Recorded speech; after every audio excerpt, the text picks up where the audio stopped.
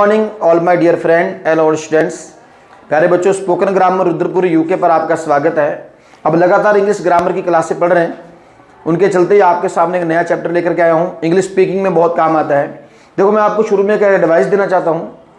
यदि आप ये सोचे ना कि मैं इंग्लिश स्पीकिंग ऐसे रट फट के सीख लूँ, वैसे नहीं होती है। अगर आप इसको ये सीखे भी सेंटेंस बनते कैसे हैं, अगर आपको सेंटेंस बनाने आ गए तो आपके सामने स्पीक करना कोई कठिन नहीं है।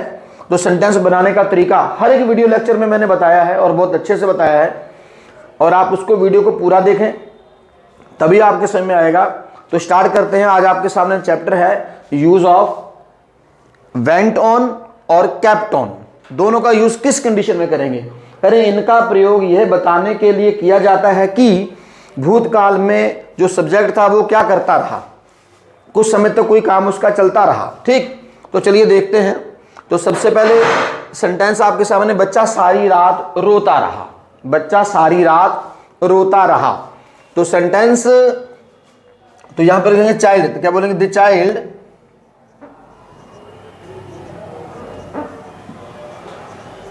The child. ठीक, इसमें हम यूज कर सकते हैं वेंट ऑन का भी और केप्ट ऑन का भी। दोनों में से किसी को भी लगा दीजिए। सब्जेक्ट के बाद हमने लगाना है। तो वो काम भूतकाल में चलता रहा, कुछ समय तक वो काम होता रहा, तब हमने यूज किया यहां पर वेंट ऑन। क्या यूज किया है? Went on. क्लियर हो गया? वेंट ऑन के बाद जो आपकी वर्ब है रोना, इस जब भी कहीं आपको प्रेपोजिशन दिखती है और प्रेपोजिशन के बाद कोई वर्ब आ जाए तो उसके बाद आपको आईएनजी लगाना होता है। क्लियर हो गया? खाली यहीं के लिए नहीं है, बहुत जगह पर प्रेपोजिशन आती हैं। टू के अलावा की बात कर रहा हूं, टू के बाद तो फर्स्ट फॉर्म आती है, लेकिन वहां भी आईएनजी आता है। लेकिन किस कंडीशन में आता है उसके ऊपर एक लेक्चर अलग से बनाएंगे हम। तो अब आप, ये ऑन एक प्रेपोजिशन है, इसके बाद रोना वर्ब आ रही है, तो आप क्या लगाएंगे यहां पर? ING. The child went on weeping. आप इसको दूसरे से बना सकते हैं, द चाइल्ड केप्ट ऑन। देखो, मैंने बोला आपको या तो वेंट ऑन लगा दीजिए या आप यहां पर केप्ट ऑन लगा दीजिए, दोनों में से कुछ भी लगा सकते हैं। ठीक है, केप्ट ऑन वीपिंग। समझ नहीं आ रहा है? लेकिन सॉरी, यहां पर क्या लिखा है? सारी रात। तो ये लास्ट में जाकर के आप यहां लिख देंगे होल नाइट।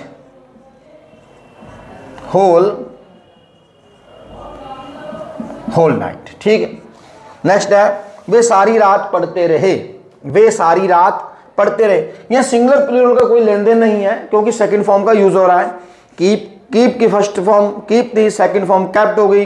गो की सेकंड फॉर्म वेंट है। मैं गो ऑन और कीप ऑन नहीं बता रहा हूं, आपको केप्ट ऑन और वेंट ऑन का जिक्र कर रहा हूं। यहां पर वे सारी रात पढ़ते रहे। देखो, वे सारी रात पढ़ते रहे, भूतकाल में उनका काम कुछ समय के लिए चलता रहा।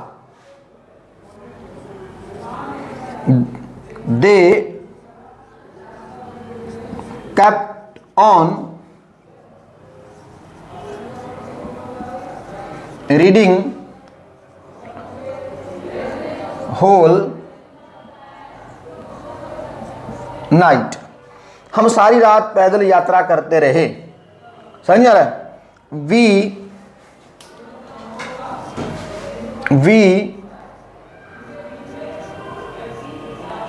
Went on. We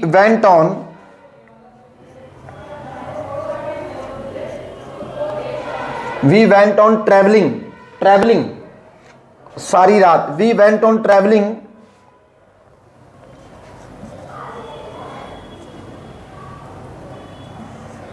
whole night पैदल। On foot. समझ आ रहा नहीं आ रहा है? अंधा व्यक्ति दरवाजे पर खड़ा रहा। अंधा व्यक्ति दरवाजे पर खड़ा रहा। A blind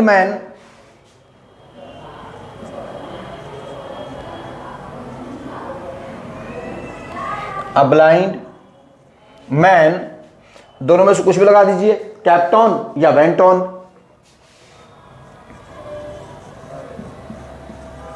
kept on standing at the gate। Clear हो गया? कुत्ते सारी रात भौंकते रहे। The dogs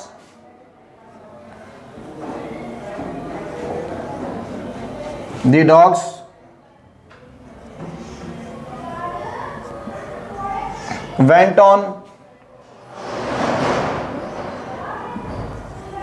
barking